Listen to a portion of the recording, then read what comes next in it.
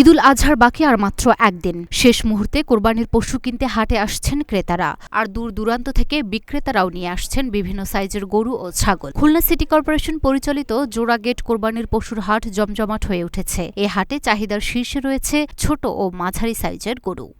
আমার গরুটার ওজন আছে 15 প্লাস, বয়স আসছে কেন আপনার 2.5 বছর।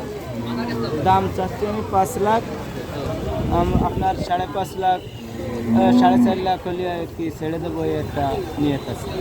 দাম বেশি অনেক, এবার দাম মানে 1 লাখের নিচে কোনো গরু নাই, তো অ্যাবভ 1 লাখে যেতে হবে কিনতে।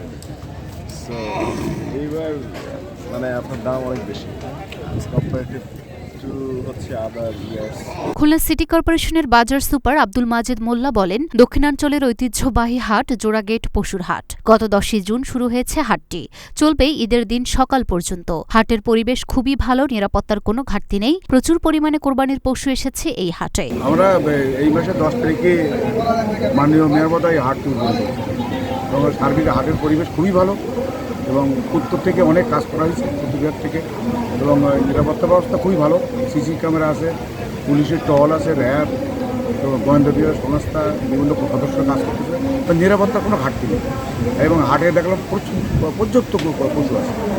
এখন আমরা আশা করতেছি যদি পশুগুলো নগরবাসী ক্রয় করে তাহলে আমাদের অনেক রাজস্ব আদায় হবে, আমাদের লক্ষ্যমাত্রা পূর্ণ।